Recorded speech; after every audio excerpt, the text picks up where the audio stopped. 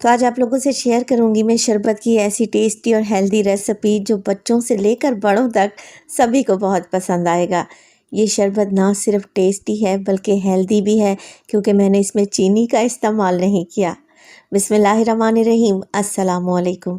खुश रहें, आबाद रहें, जहाँ भी रहें हैप्पी रहें और हेल्दी रहें। तो मैं हूँ फ़ायज़ा और वेलकम करती हूँ आपको चटपटे पकवान में।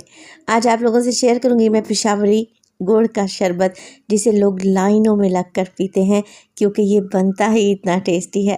तो रेसिपी को एंड तक देखें, अच्छी लगे तो लाइक कर दें और चटपटे पकवान को सब्सक्राइब भी कर लें।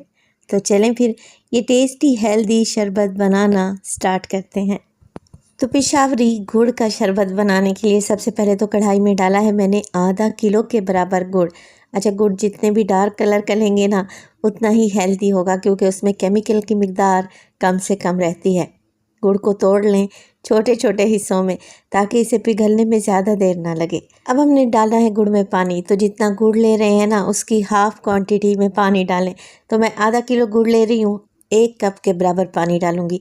अगर आप 1 किलो गुड़ ले रहे हैं तो फिर 2 कप के बराबर इसमें पानी ऐड कर दें। फ्लेम को ऑन करें और कढ़ाई को चढ़ा दें। मीडियम टू लो फ्लेम पे हम इस गुड़ को मेल्ट करेंगे, पिघला लेंगे। इस गुड़ के शरबत को आप रख सकते हैं तकरीबन 1 से 1.5 महीने के लिए, ये बिल्कुल भी ख़राब नहीं होगा। चलें जी, अब यहाँ पर हल्की हल्की सी झाग आने लगी है, गुड़ पिघलने लगा है। मुकम्मल तौर पर जब तक गुड़ अच्छे तरीके से मेल्ट नहीं हो जाता आप लोगों ने इसे पका लेना है। तो यहाँ पर गुड़ और पानी को पकाते हुए मुझे तकरीबन 5 से 6 मिनट गुजर चुके हैं। गुड़ अच्छे तरीके से हल हो चुका है और एक शीरा सा बनने लगा है। बस इसी स्टेज पर गुड़ के शरबत में डालूंगी कुछ ऐसी चीज़ें जिसके टेस्ट को मज़ीद बढ़ा देंगी। तो मैं डालने लगी हूँ लेमन जूस, तकरीबन 1 टेबलस्पून। लेमन जूस डालने से ना सिर्फ जायका बढ़ेगा बल्कि गुड़ क्रिस्टलाइज नहीं होगा, यानी कि जमेगा नहीं। 1/4 टीस्पून इसमें नमक भी ऐड करें। तो बस ये 2 चीज़ें डालने के बाद अच्छे तरीके से मिक्स करें। चीनी के मुकाबले में गुड़ का ये शरबत बहुत ही टेस्टी और हेल्दी बनकर तैयार होता है। अगर आपको मैदे जिगर की गर्मी है तो गुड़ का ये शरबत आप लोगों के लिए बहुत मुफीद रहेगा। इसके अलावा अगर तो आपका हाजमा दुरुस्त नहीं है तो ये शरबत बना कर रख लें। यकीन करें रोज़ाना 1 गिलास भी पी लेंगे ना तो आपका हाजमा बेहतर हो जाएगा इंशाअल्लाह ताला। तो अब आपको कैसा पता चलेगा कि गुड़ का शरबत बनकर तैयार है? देखें, एक धार सी नीचे गिर रही है। अगर मैं शरबत को नीचे की तरफ गिरा रही हूँ, बस इसकी यही निशानी है कि एक तार का शीरा हमारा तैयार है, गुड़ का शरबत तैयार है। फ्लेम को ऑफ कर दें और इस गुड़ के शरबत को ठंडा होने के लिए एक साइड पर रख दें। जब तक शरबत ठंडा होता है हम एक और काम कर लेते हैं। तो मैंने ले लिया है यहाँ पर एक बोल और उसमें डालने लगी हूँ तुगम बिलंगा। अगर ये आपको पसंद है तो शरबत में ज़रूर ऐड किया करें। ख़ास तौर पर गर्मियों के मौसम में इसकी तासीर बहुत ज़्यादा ठंडी होती है। तो तुखम बिलंगा ले लिया है मैंने 2 टेबलस्पून और इसे पानी में भिगो दें। ये खुद ब खुद ही फूल जाएगा और अपने साइज़ में डबल हो जाएगा। चलें जी, तो गुड़ का जो शीरा हमने बना कर रखा हुआ था वो भी ठंडा हो चुका है। आप लोग ज़रा देखें, झाग ऊपर की जानिब इकट्ठी हो गई है। बस इसी झाग को हम लोगों ने रिमूव कर देना है।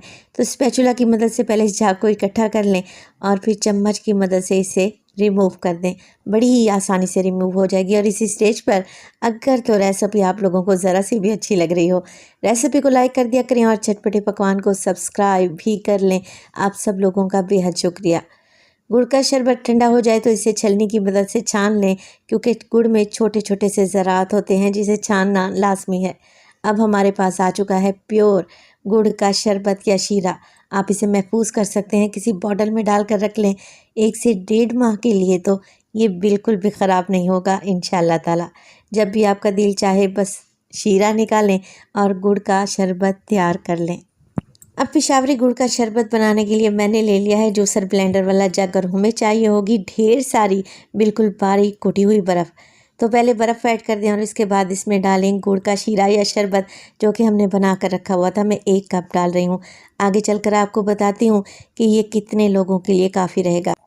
पेशावरी गुड़ के शरबत में डलता है कंडेंस मिल्क, तो तकरीबन 1/4 कप के बराबर कंडेंस मिल्क भी डाल देंगे। ये आप घर में भी बना सकते हैं और आपको रेडीमेड भी आसानी से मिल जाता है।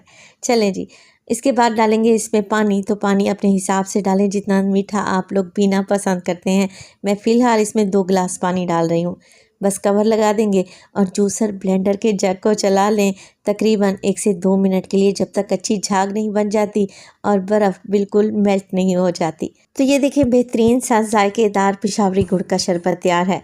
मज़ीद इसमें बर्फ़ डालें जितना ठंडा आप लोग पीना पसंद करते हैं, और इसके बाद मैं इसमें डालूँगी तुखम पिलंगा जो कि मैंने भिगो कर रखा हुआ था। गर्मियों के हिसाब से ये आइडियल तरीन रेसिपी है, क्योंकि आपको पीते ही ऐसी ठंडक महसूस होगी ना कि आप एक की जगह 2 गिलास पिएंगे। अच्छे तरीके से मिक्स कर लें ताकि तुखम बिलंगा भी मिक्स हो जाए।